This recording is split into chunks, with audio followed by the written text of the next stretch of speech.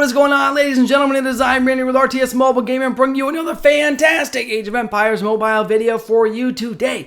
In today's video, we're talking about a great addition of new content into Age of Empires Mobile, the Grand Commander Yodit. She is a fantastic swordsman warrior unit type, and she has the capability to bypass Miyamoto in damage output with the correct setup. Also, I would love to wish you all a fantastic new year. We are here. It is New Year's Day today, and the devs have released this little nugget of new information for us with upcoming commanders, which is really exciting.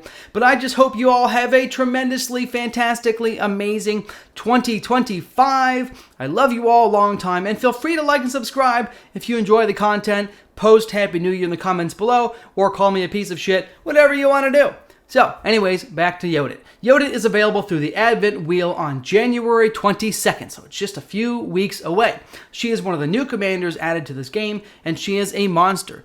As you already know, the Advent Wheel is a paid type deal where you can either use Empire coins that you earn through in-game events or purchase to grab wheel spins. You can also purchase with packs additional wheel spins. If you are going to purchase packs, to do that, I highly suggest you check GemZ. The link to their Discord is in my video description below. Save you anywhere from 10 to 20%. They have a lot of New Year deals. Check it out. Thanks, GemZ, for sponsoring today's video. But anyways, Yodit is an absolute monster. Let's go through her skills. Get excited. Here we go. Wrathforged Blade, ladies and gentlemen, this is a tremendous damage dealer with only a 250 rage cost. In addition, early on in combat, she gains a 100 initial rage bonus when she enters combat, allowing her to activate this skill within 10 to 15 seconds of engaging the enemy, which is really tremendous. It is a high damage skill. It will also consume, after you have 4 stacks of deterrence, okay, you will have the ability to consume those stacks of deterrence, which come from her signature skill, we'll talk about in a minute, to do a crazy amount of bonus damage. This skill does a little bit more damage than Miyamoto's ultimate skill, in case you wanted to compare that. So it's really tremendous. Wrathforged Blade is fantastic. The next skill we're going to talk about here is the signature skill, Shadow of Terror. This is another skill that is really tremendous, and it has a pretty decent activation chance at 25. As you star her up and level this skill up, of course, that activation chance will go up when you get her to a couple different stars. But here is how you actually deal a good amount of damage, and you apply deterrence. Deterrence is going to boost your hero's might tremendously, meaning that as you do more signature skills, the amount of might you have stacks up 4 times, and it becomes really tremendous, giving you a massive damage bonus, okay? In addition, there is a chance when you activate this skill to enter a state of damage immunity for 1 second, which is unheard of. That is crazy. That is going to allow you to really push through a lot of other troops if you can get a high activation chance on Shadow of Terror, which is what we'll talk about next with the subskills, okay? For the subskills, she has 4 really great skills, and it's going to be really difficult for you to choose which skills you want to use. I'm going to always say, on a combination with Tribhuana, which is who you're going to pair up with Yodit, Furious Charge is best in slot for a lot of reasons. One, it gives you a huge amount of damage bonus to your signature skill, and it stacks 5 times. Every time you activate the signature skill, you get additional might damage bonus, and it doesn't go away. This is going to pair really nicely with Yodit's deterrence ability, which is, again, going to stack up 4 times and give her a crazy amount of bonus might. So now you're going to have a crazy amount of bonus might, and you're going to have a crazy amount of bonus might damage. It's really going to scale off each other in a fantastic feedback loop, okay? This, I'm going to have to say, is most likely a must-have, with the following exception. This skill is going to give you just under 100% bonus damage after you've done 5 signature skills.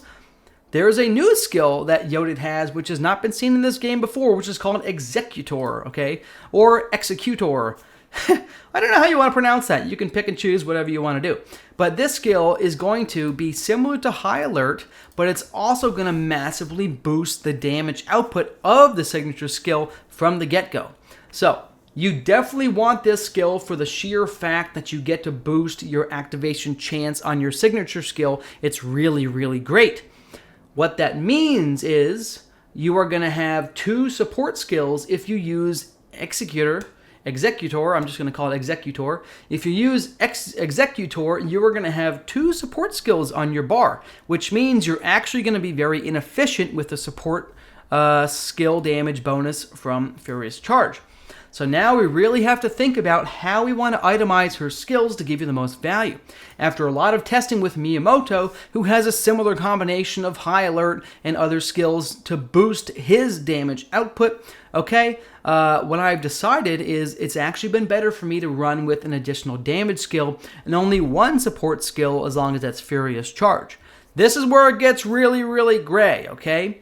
You have to make a decision because Battle Roar is an amazing skill. This thing is an absolute monster of a skill with a 35% activation chance when this thing is maxed out.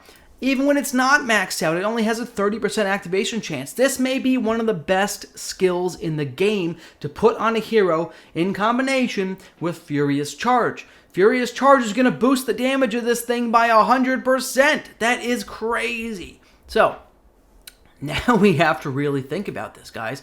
What are we going to do?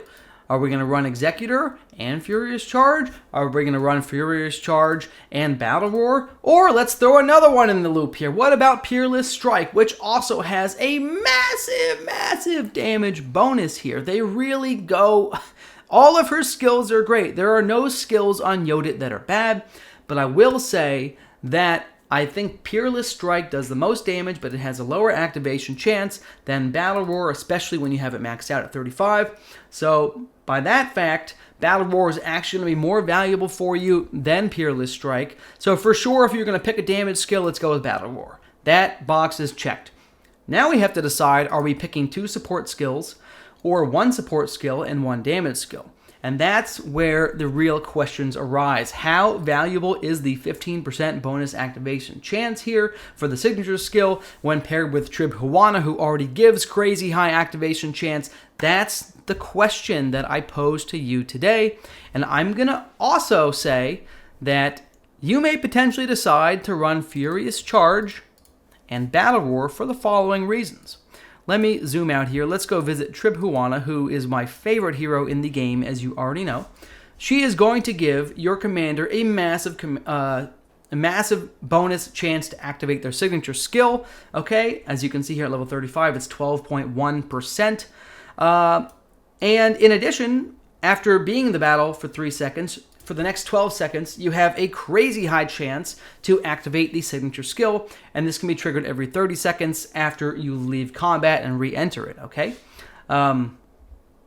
So therefore, early on in a fight, she's going to help you get those Furious Charge stacks almost instantaneously, giving you a crazy damage bonus. In addition, having Trib Huana in here already giving a high bonus percentage to activate the signature skill is really interesting. She's going to help trigger that skill by herself. And when you really look at Yodit's set here, let's go check out all these skills. Her signature skill is really great, but I think the bigger damage dealer that you're going to find is probably going to be Battle Roar. You're probably going to find out that Battle Roar at 35% activation chance might actually be the top damage dealer in this setup. So, with that logic, Executor is not going to give you a damage bonus to Battle Roar. It is only going to give you the damage bonus to the signature skill. While Furious Charge is going to give you a damage bonus to all of the might skills that Yodit uses. So, you have to make a decision. You're either going to run 2 support skills, being Furious Charge and Executor, or you are going to run Furious Charge and you are going to run Battle Roar. And it's going to take a lot of testing. We're not going to know until January 22nd when she comes out and we get her on the Advent reel. But we'll be testing her right away, and I'm super excited about this. And again, I think the top damage dealer in her build is going to be the Battle Roar. So we want to find ways to maximize that and still get great damage and synergy with Trib Huana and the signature skill synergy that goes with that. Okay? So that is Yodit, ladies and gentlemen. I can't tell you how excited I am to have her here. I think she is going to replace Miyamoto in actual damage output. I think she's going to surpass him in actual damage output. I think having the immunity proc here is going to be tremendous as well. This is going to give a crazy amount of utility and survivability to your March that you didn't previously have. And also, her might skill is really great, does great damage, and I'm excited to see that in action. So, if you have liked today's content, feel free to like and subscribe. Love you long time. Happy New Year, folks. Randy, out.